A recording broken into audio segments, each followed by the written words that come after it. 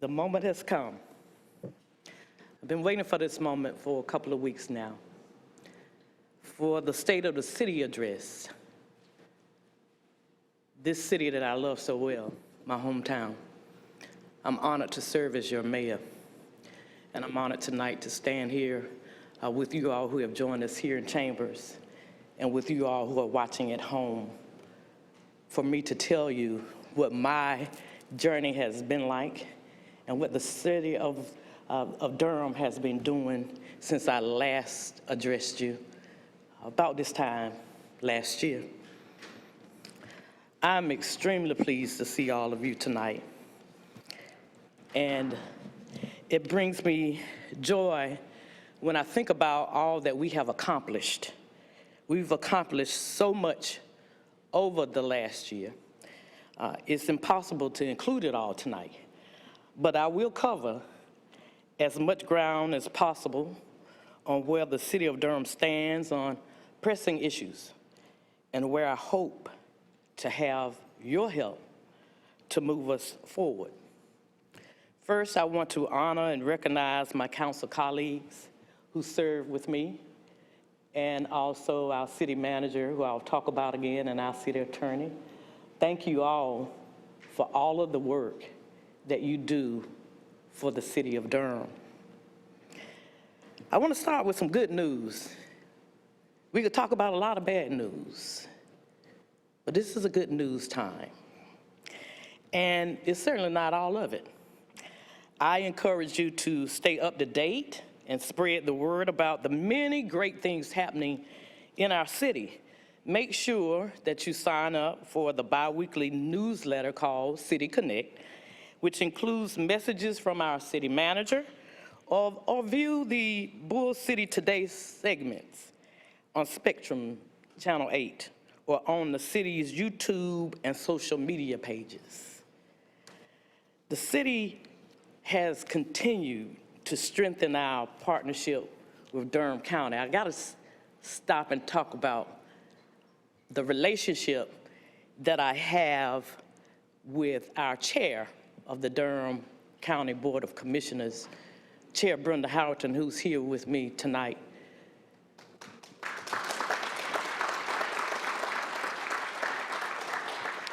She has been a mentor to me in this role. She's been a partner to me on many things on a personal basis. I value, though, most what she's been able to accomplish with Durham County as their chair. And I look to her for guidance in a lot of things. So I want to publicly say thank you for your friendship, for your sisterhood, for all the things that you do for our county. And I also want to brag that we've been able to partner on a lot of things together, from addressing crime and enhancing public safety, to our partnerships on affordable housing and economic and youth development.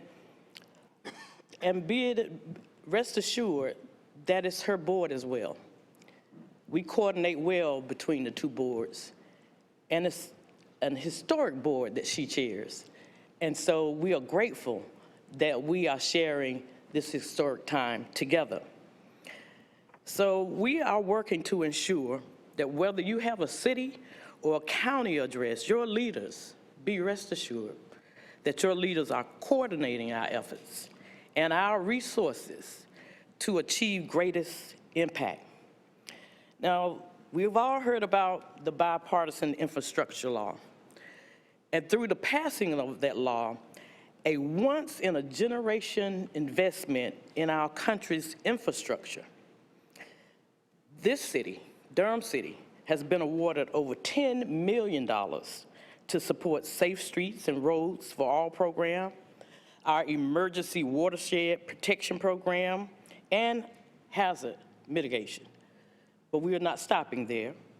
We are currently investigating 56 other competitive grant opportunities, and we are awaiting decisions on several more applications. Just today, we received great news from Congresswoman Valerie Fouchie's office that the city will, we hope, receive $3 million for the South Side Revitalization Phase 3 and Phase 4. This project was chosen because it fills our continued need for affordable housing and demonstrates strong community support. So we're aligned, and if we receive that money, it will come in 2024.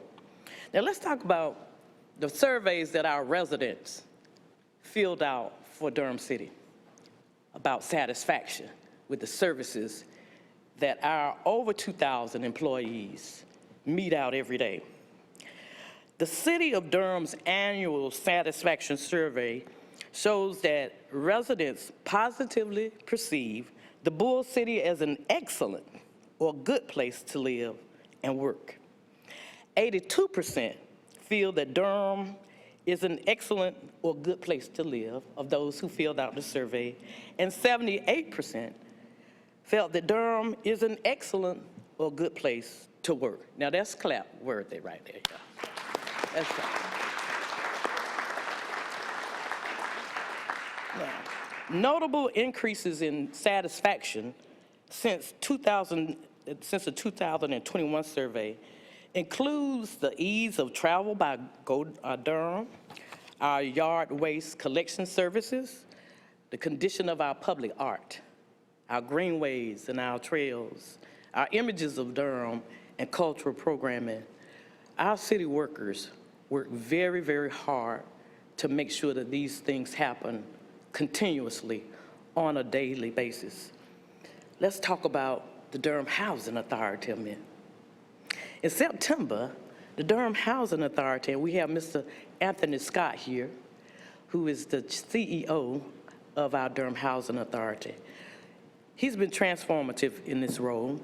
That's not an easy job that he has. But in September, the Durham Housing Authority and the City of Durham announced the U.S. Department of Housing and Urban Development that we've been selected to receive $40 million in Choice Neighborhoods Implementation Grant Funding, or CNI funding. And if you ride down Main Street, you will see some of that happening now.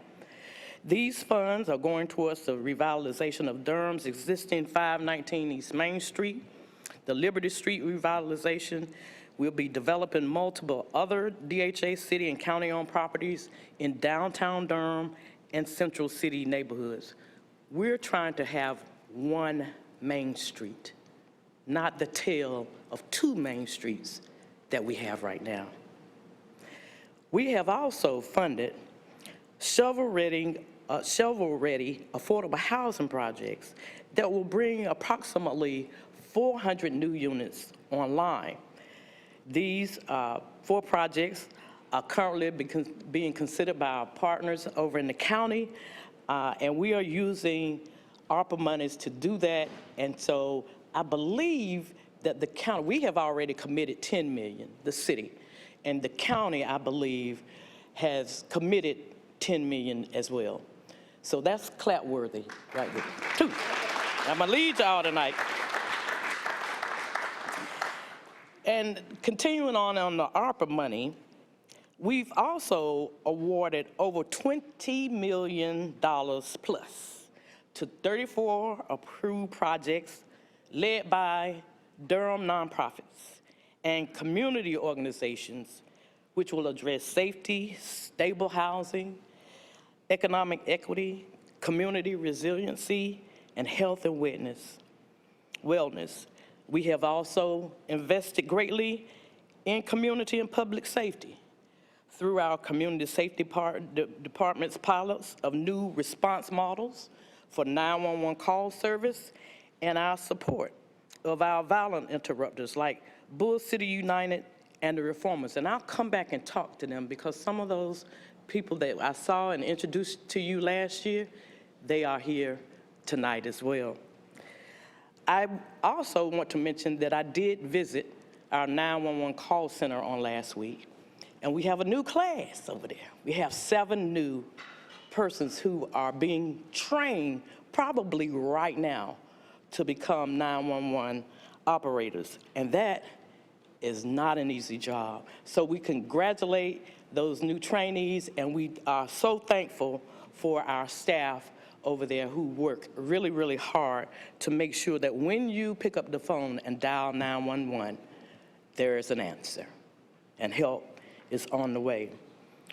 The work of these individuals, you know, it's often behind the scenes and courageous and pioneering for our violent interrupters, our 911 callers, all of those, our HEART team, all of these people work odd hours, sometimes long hours. And so I want to take a moment to ask them to stand. If you are Bull City United, the HEART team, if you're the Reformers, please stand if you're in the audience tonight. Stand to be recognized.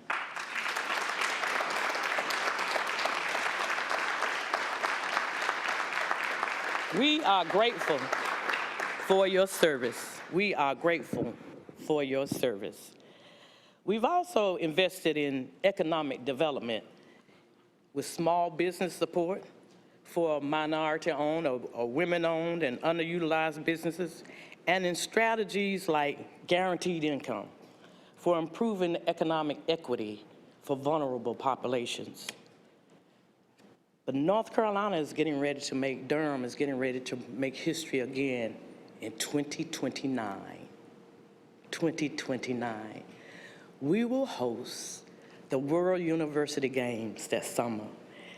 And that was a process that had to be vetted. And people had to go out of town and across the waters and bring it home. Didn't they, Brenda Howard? But they brought it home. They brought it home. And so in 2029, and I hope that everybody who's here today will be there in 2029, we will have lots of visitors right here in Durham, at North Carolina Central University, at Duke University, as these games will be held all over Durham, I think Chapel Hill, no, Greensboro, and it's one other place. Brenda said it, and Raleigh.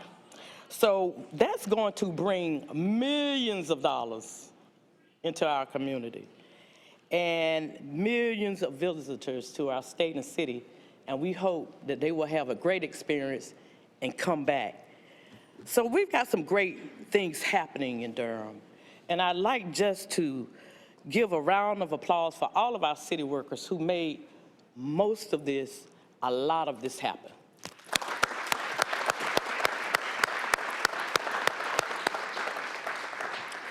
Now, we are now a city of approximately 350,000 plus.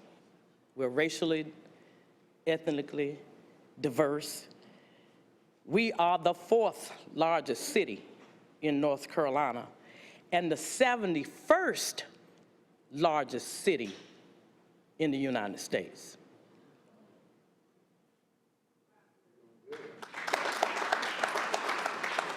Yeah. In case you didn't know, because I didn't know, I just asked them to tell me this, Durham covers an area of 107.3 miles, square miles. So that's not a lot, but it is a lot, right? So, and your city now, your city maintains over 600 miles of paved roads. The rest of your roads are maintained by the state. But the city of Durham and its workers maintain 600 miles of paved roads. And the infrastructure to support all of these things and these numbers is called Durham City Government. The city is responsible, because I have to tell people, because they like to call and tell us we're responsible for this or we're responsible for that. And I have to kind of tell you, no, not quite. City government can't handle it all, and we're not supposed to. That's the beauty of our democracy. We have several forms of government. But the city is responsible for what we call brick and mortar, right? Your streets, your lights, your sidewalks, our water, and your bus service. Our county partners are responsible for human services that support our residents and we work very closely with them to ensure that all of our residents receive the support they need. The city of Durham itself has 27 departments and 2,360 full-time employees, 297 part-time employees. Now, the Durham Fire Department, the Police Department, Emergency Communications, Parks and Recreations, Community Safety, Water Management, Solid Waste, Public Works, Office of Economic and Workforce Development, Inspections and Planning. They provide a multitude of direct support to our residents each and every day. Several providing 24-hour response in cases of emergency or crisis. But you know what? You won't see most of the people who work for the city of Durham. It is a 24-hour, 365-day operation. The city never closes. I had to learn that the hard way. It never closes. So who are they? Who are these people who dedicate their lives to public service, as public servants, guising as city employees? They're really the lifelines of our city. So first, I have to acknowledge the lady that heads it all, the operations of our city, the day-to-day operations of our city. The council is a policy-making board. City Manager Page, she runs the day-to-day operations. And she runs it well. You have our attorney, Attorney Kim Rayburg. She makes sure that we stay within the confines of the law as it regards to operations of the city. And our clerk, Ms. Dinah Schreiber, she makes sure that everything that happens, there's a note written about it for the most part. So please give them also a round of applause. So, and each of our, the council only has 3 employees, our clerk, our attorney, and our manager. But under them, there are several layers of people who keep things running in their departments.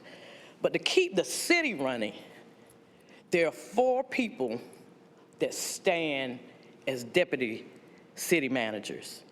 And I'd like to introduce them to some and reintroduce them to others.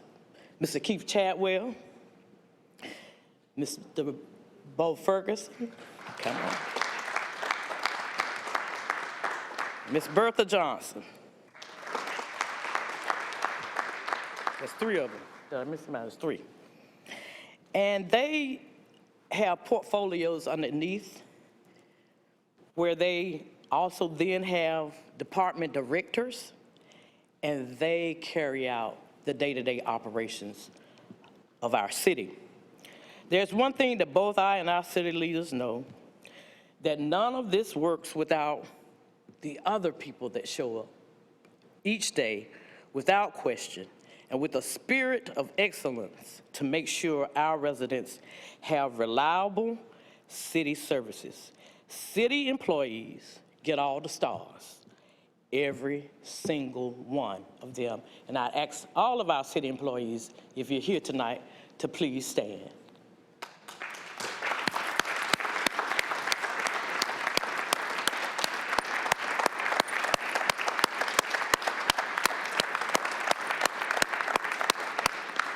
Now, the city of Durham is also not bad to work for in case you're looking for a job. We are an outstanding employer. I'm telling you, they have great, did you know that the city is self-insured on its health benefits? Now, how many of y'all working for a company that can claim that? But the city has managed to do that. We have great health benefits. It's a great work environment. The opportunities for advancement and impact. Now, I know a lot of y'all, most of y'all call us when something goes wrong. I get it.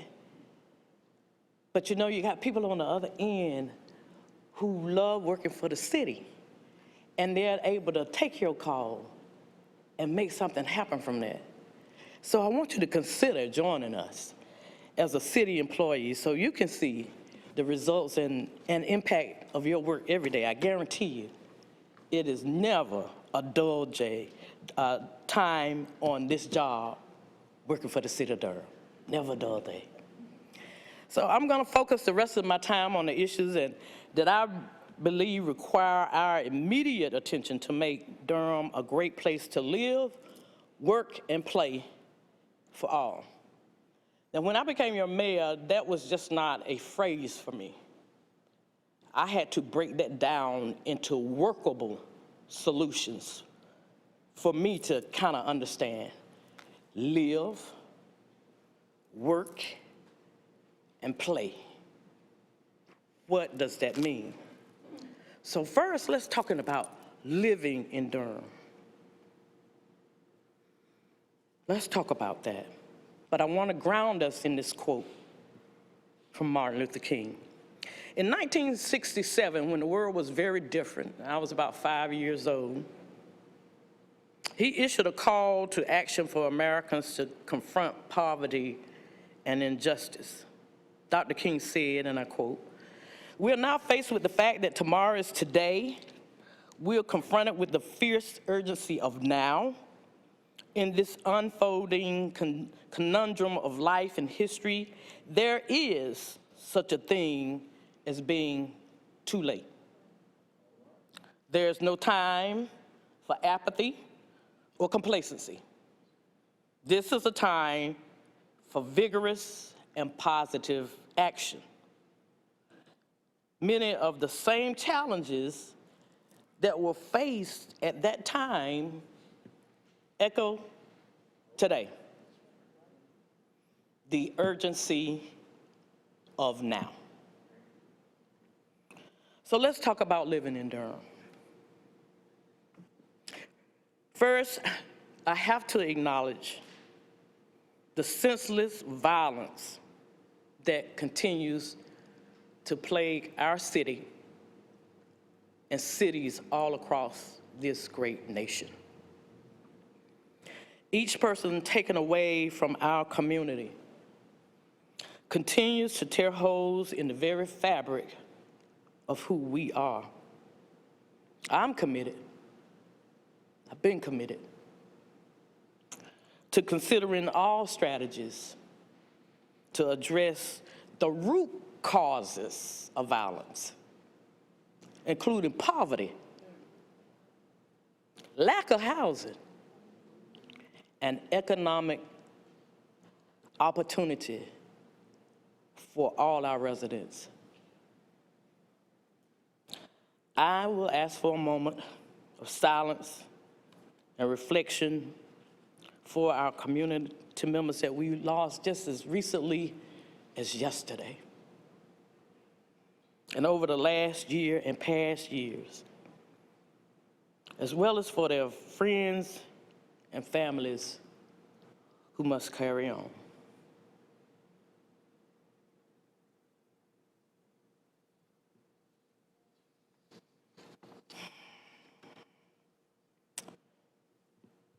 Thank you for that. I'd also like to announce that a collaborative day of remembrance, which has been organized primarily by school board member Javanya Lewis. She pulled the three bodies of government together, the city council, the county commissioners, and Durham Public Schools. We will have what we hope you all will join in on May 15th at 10 a.m., a time of silence for those we have lost. And we're calling that the Day of Remembrance. During this event, we will ask our entire community, wherever you are, to gather with us and our students to mourn the recent acts of violence at Hillside and other schools, and to pray for those families directly affected in our school community at large. More information about the event and the location will be forthcoming. In my State of the City address last year, I spoke of two main streets. The idea that many of our residents are living very different lives from one another just on Main Street. You can't ignore that inequity. You can see it.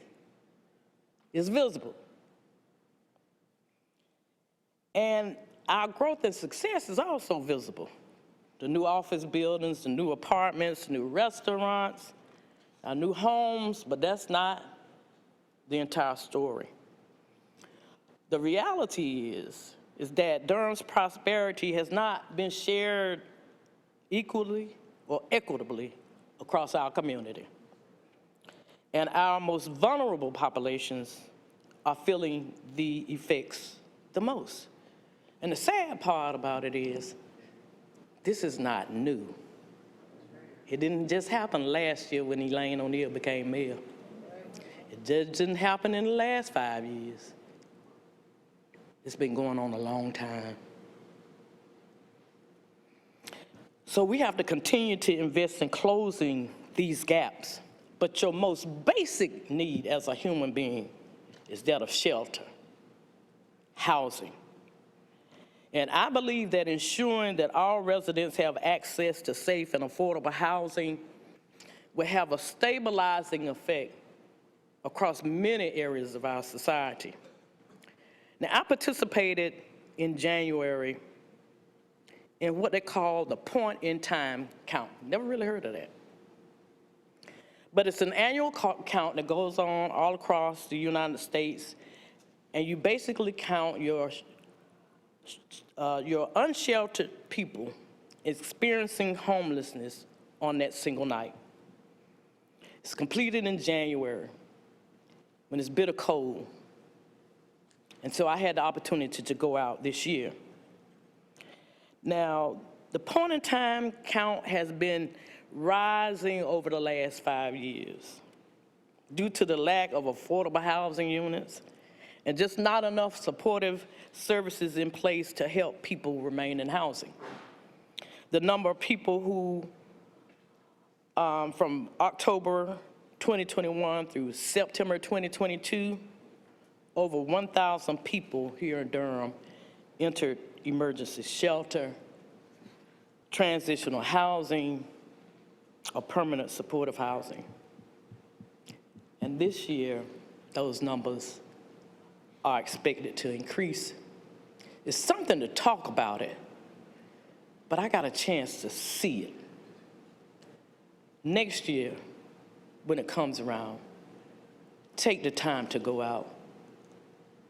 It's an eye-opening experience. It was then that I grasped where we are in terms of what we have to do to make sure that this trend does not continue.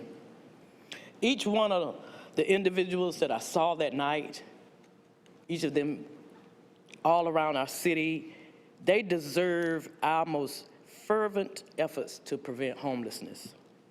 If Durham wants to become a great place to live for all, we can't allow the trend of increasing homelessness to continue. Homelessness, though, that's not the problem. It's a symptom of the larger societal failures and disinvestment in our people.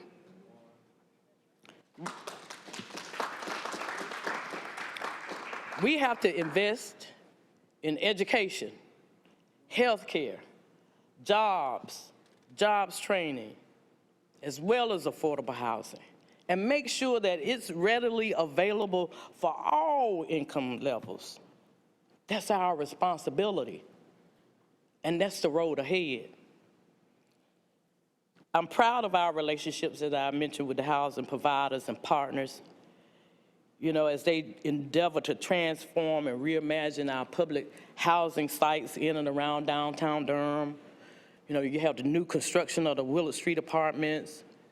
We just had a grand opening for the Joyce, the total rehab and redevelopment of the J.J. Henderson, Elizabeth Street, Forest Hill Heights, other sites, you know, and those housing, they are high quality, affordable, and mixed income housing that help to keep long-term Durham residents in our central city, but it's not enough. It's not enough. As a council, you know, we spent much of the last year diving deep into a kind of comprehensive review of housing issues in our city. What I call a deep dive into housing, so we could get the lay of the land of housing in Durham. So we have had an analysis of, you know, city demographics, the current housing market, which includes affordability, development processes, infrastructure, a comprehensive understanding of community needs. If you haven't had an opportunity to do so, go back and look at some of those sessions of our work session. We're about finishing up now, and we're going to have that conclusion in a couple of weeks. But at the end of that, we hope to have a document that will help to guide the councils how we approach housing in Durham. But more importantly, to have some type of document that gives us a point in time as to where we stand in the city, so that when you come on as a newly elected person, or you're coming into the city working in those departments, you'll have something that can help you get up to speed. It was really hard for me to figure out housing in Durham, and it still remains very complex, but it is incumbent upon all of us, if we are to do something, that we know what we're dealing with and how we approach it. And it takes all of us to do that. So we've tried to help to educate ourselves as well as you all. Now, I have charged leaders from just about every sector in this city, every time I get a chance to talk, to address one of the most difficult challenges not only facing our city, but cities all across America. And that's housing of folks who have been involved in our justice system. Believe it or not, though, the barriers that they face are very similar to barriers that are faced by our elderly population, as well as our neighbors who have disabilities. They look very much alike in the barriers that are out there in terms of housing.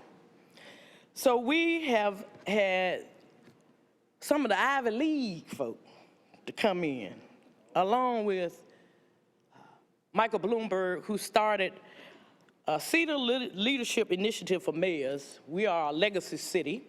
I'm the second mayor. Mayor Steve Schur was the first to be involved in that. And normally you're supposed to kind of do sort of a program or a project. Well, that's not what Durham is taking a look at. We are doing the harder work, the why and the how. And so we have been selected to participate in the seven-month innovation track to take a critical look at the barriers to safe and affordable housing experienced by justice-involved individuals. Through this program, this team of 12, you see them, and some of them are here tonight. I'm going to ask them to stand in a second. They have been spending hours per week. They had to have a commitment. We had to have a commitment from these folks that they would take about 12, I think it's 5 hours a week, 5 hours a week over this 7-month period to delve deep into this issue. So they spent time talking with residents, with lived experiences. They're talking to landlords, and they're talking to service providers, so we can co-create solutions that could address this serious community challenge. I'd ask those people, those persons, those sheroes and heroes who are part of that initiative to stand so that folk can see you.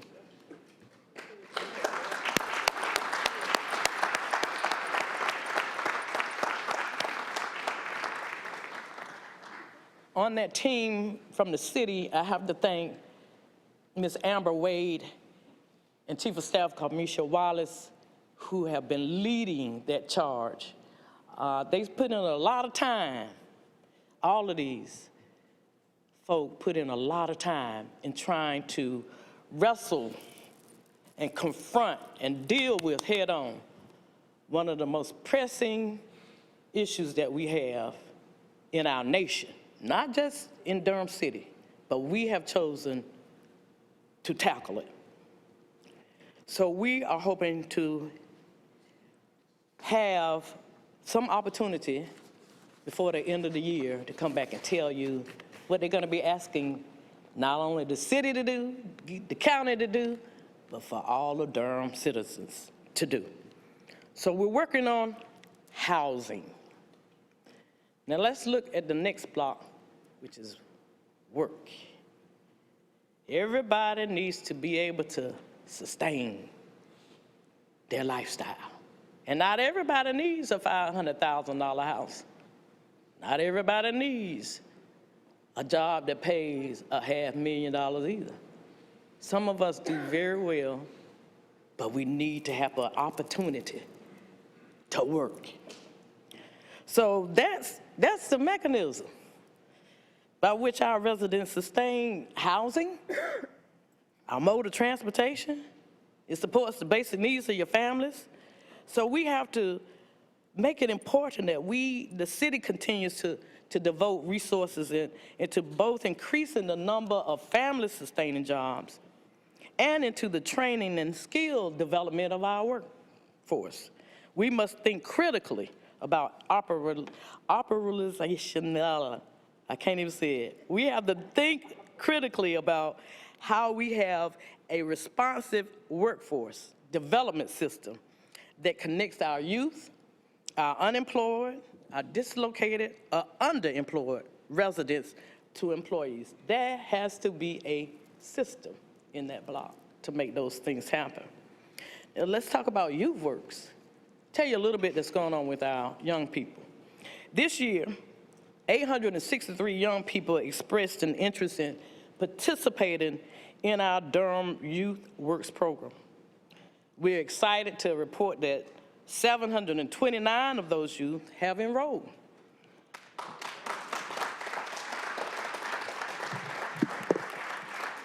I started as a child as a city employee, working for Durham City. This trend continues. So this work continues to be transformative for our youth in our city, but the city can't do this alone. No way.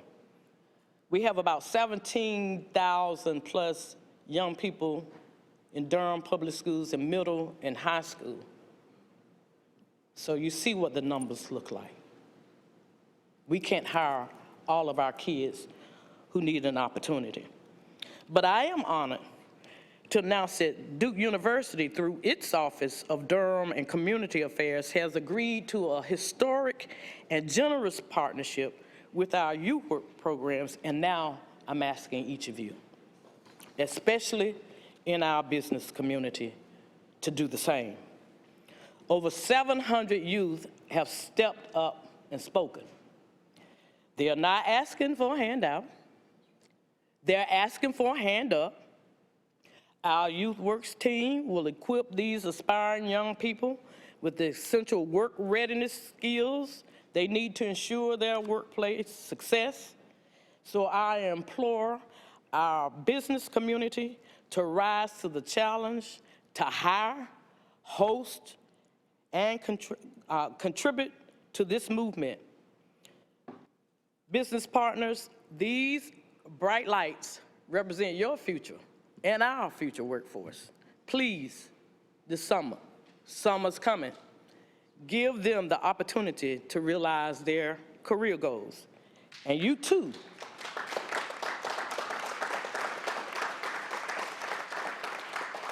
will reap the benefits of a skilled talent pipeline that guarantees our success.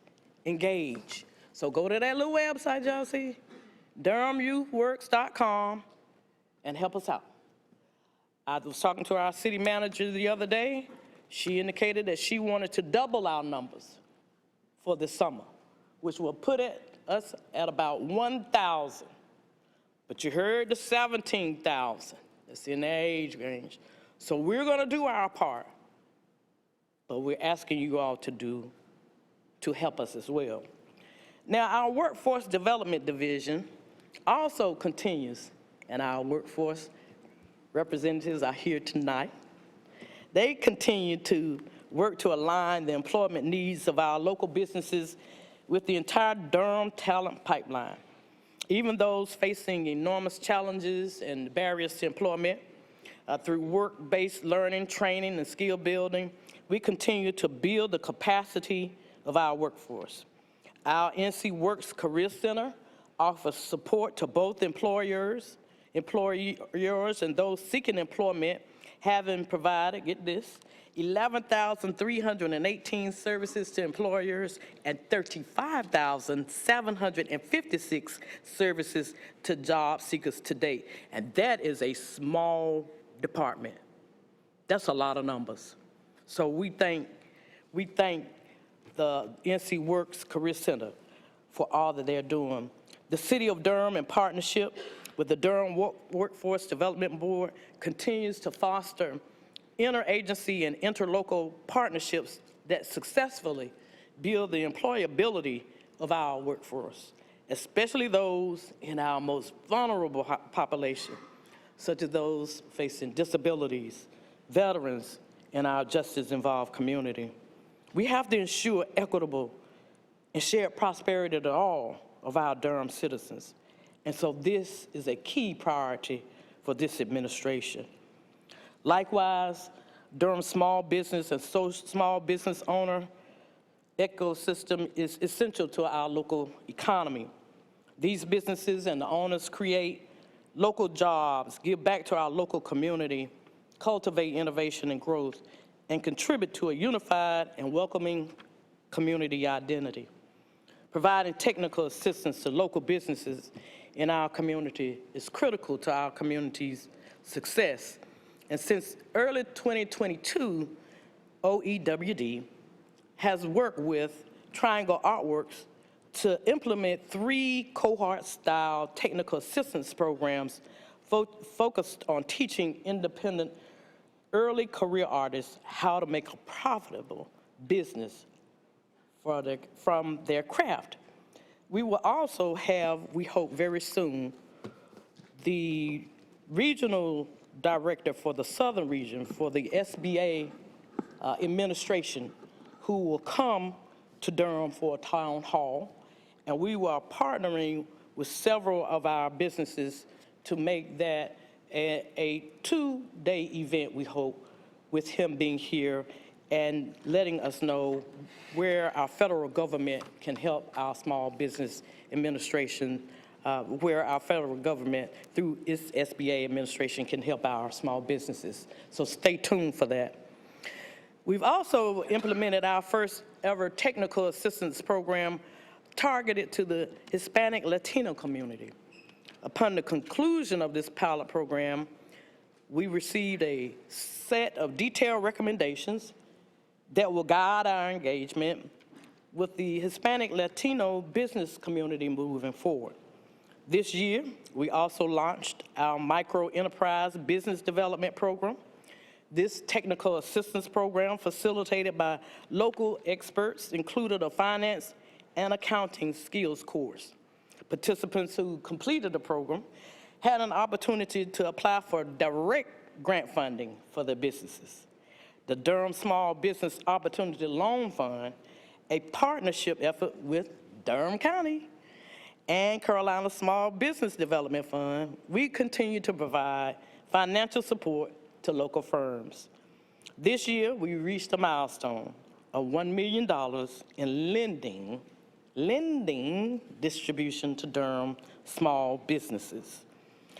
The city has enthusiastically championed Durham's many diverse businesses, business owners, and contractors by supporting, sponsoring, and attending community partner events such as Techstars Startup Weekend, the Black Business Week, the Hispanic Contractors Association Annual Brilliance Awards Gala, and many more. We also know that after work, it's time to play. Time to play. We all know the importance of having convenient and high-quality places for our residents, particularly for our youth to play. Reinvesting in our neighborhoods through the addition of facilities and recreational activities has been an emphasis this year. Durham Parks and Recreation has dedicated $48 million to build new parks or renovate existing parks in East Durham over the last 5 years. This includes the redevelopment of the former Wheels Fun Park site to include a skating ring. And an adjacent outdoor aquatics facility. Last month, just a few weeks ago, we celebrated the opening of the Durham Bulls Miracle League in downtown Durham. It's a beautiful thing. The new Miracle League field celebrates Durham's value of inclusivity by creating a space where youth and adults and special needs can fully enjoy playing baseball and other recreational activities. And I got a chance to witness that. It was a beautiful thing. It is also conveniently close to J.J. Henderson. That was brilliant how they planned that. And the Joyce, which will allow the seniors to be interactive in that space, right? So they have a place to get exercise and stay healthy and watch our young people and our neighbors out there doing their thing on the baseball field. That was brilliant. That idea was brilliant. I wish I could take credit for that, but I can't. That was already in the works. So underscoring much of our ability to live, work, and play is also transportation. You gotta have transportation. So you have to have an equitable and a convenient system of transportation to get us to schools, jobs, recreation, healthcare, and many other crucial components of life. You can't play with other people outside of your neighborhood if you don't have a way to get there. You can't visit some of these parks if you don't have a way to get there. And so we know that for many Durham residents, we know that transportation is a barrier to accessing employment, education, healthcare, basic needs, such as the grocery store, going to the grocery store. Our transit system is a critical tool to connect our underserved residents with these opportunities. We know that among our Go Durham riders, more than 80% are people of color. More than 70% have incomes below $25,000 a year. And more than 2/3 live in households without access to a car. For the last 3 years, we've made transit fare-free, making it simple and convenient, we hope, for riders while saving money. The money is cost for everything else keeps going up. As we enter deliberations on our next year's budget, I am prepared to support a continuation of fare-free service.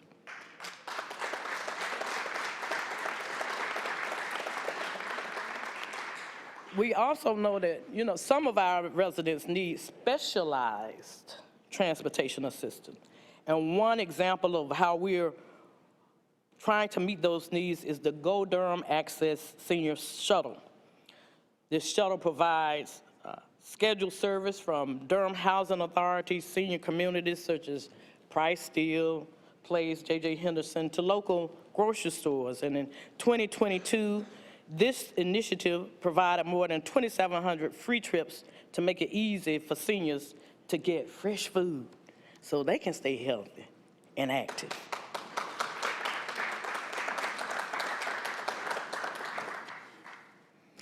As I was preparing for today, and I'm getting ready to close in a few minutes, I remembered several comments made by Coach K as the City Council honored him upon his retirement, and Coach Trey Oliver of NCCU's National Championship team, as we honored the team and Coach K during some recent council meetings. Both successful coaches spoke about the value of their teams of student athletes coming together with one vision to achieve a successful outcome. Being a successful city is not unlike a team coming together to win a championship. I believe when we all work together in the same direction, staying focused, greatness will follow. Last year, I asked you to volunteer for 5 hours. For those of you who responded to my call for action, thank you. If you haven't, please consider the urgency is now. Now is the time to pitch in. Being of service to our community is essential for Durham to continue to grow. April is National Volunteer Month, and it is urgent that we act now to ensure there's opportunity for equity, growth, and safety for all Durham residents. Each month, I've tried to present and have presented a proclamation for a specific virtue. These virtues are reminders of the values that as a community and as individuals, we need to embrace to make our city a beacon to all: kindness, patience, grace, thankfulness, gratefulness, courage, fortitude, and this month, peace. Working together on one accord is how we address the urgency of now. Those are my scripted comments, but I do want to end with a few personal comments. As I've thought about over the last year of my life, I've always been committed to try to make sure that the experience I've had in this great city is not a unique one. It is due to each and every one of our children, that they can grow up in this city, they can be educated in this city, and then they can turn around and serve their city. And I've tried to do that, but I'm not the only one. And I introduced you last year to some young men that we have called the reformers. But there are some others who stand with them and who have stood with them. And I'd just like to give you an update, because there have been a lot of volunteers who have worked behind the scenes. And some of them are very familiar to you. They left their government positions and they became volunteers. One is one of my very great sister friends, Chief Judge at that time, and still is my chief, Pat Evans.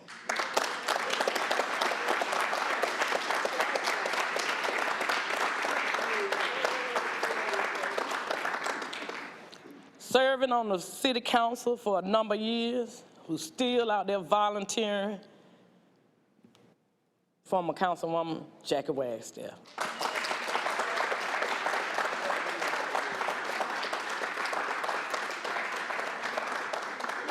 Still volunteering. Lisa Jones, who was a federal warden, who's also the sister of Dr. Henry McCord, relocated to Durham, North Carolina, and got to work immediately with our former police chief, Steve Chalmers.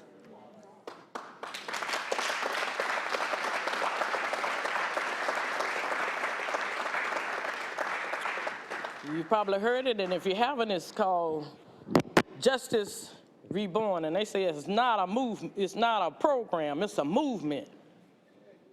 But it's been a movement that's been surrounding all of these men. And Tamala, I'm not gonna forget you, who also works for the city, who's been volunteering her time. Stand up, young lady. Working in the county. But I wanna let you know that where there's a will and there's a way. And we've always gotta have hope. I don't care, and hope outlasts generations. Right? There are a couple of things that we know outlast people who sit in seats. Racism will outlast. Right? Just continues on. All kinds of isms outlast.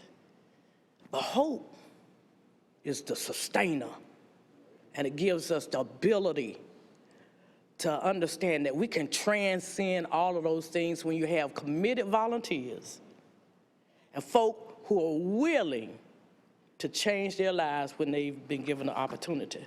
So I want you to see these young men that you saw last year. Mr. Dennis Garrett, who runs Love and Respect. And all of the young men that I call our reformers. Stand up, y'all. Let me tell you a little bit about what Judge Evans told me about it.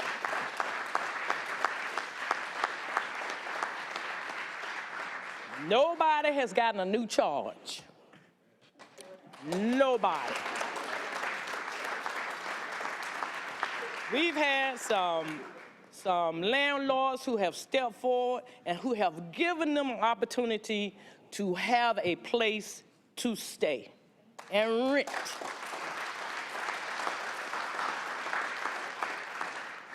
They have been out in the community at night working, using the money that they have to put back in the community. They do it while we're sleeping. When I look at them, first of all, I have to say, I know there's a God. I have to say that. But I know that hope rings true. They have changed their lives, and they wanted to, and they have, and they are helping each and every day other young people change their lives. So that's why I'm here as your mayor. That's why I decided to run for this office, to let you know that we all, given an opportunity, can really make this the city where all of our residents live, work, and play well together.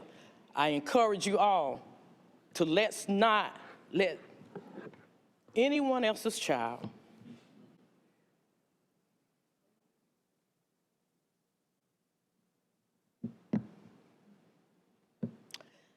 have to die on the streets of Durham, North Carolina. I got a call yesterday, I'm in church. And it was one of my sister-in-laws. I said, I gotta call you back, I'm in church. Call me when you get out. She said the young lady's name was a family member. The father of her 2 kids had been killed in the apartment in front of the kids. And they were all shaken, as we all were. But that's not the first time for my family. That's like the 3rd time for my family. We have to figure out why our young people are killing each other. And we're gonna have to take ownership of that. You cannot be afraid of the streets of Durham.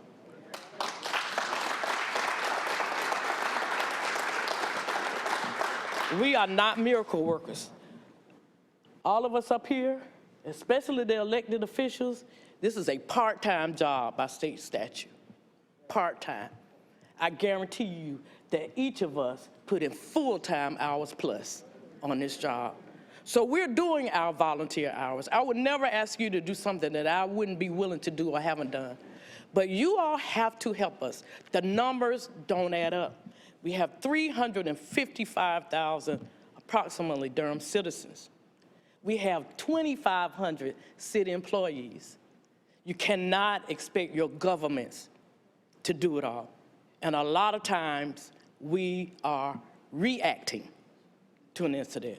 It has to come from our neighbors and from within the communities. So I encourage you tonight to think about how you are going to help make these streets of Durham safe for all of us to live, work, and play. Bull City strong, everybody. We have to have a meeting.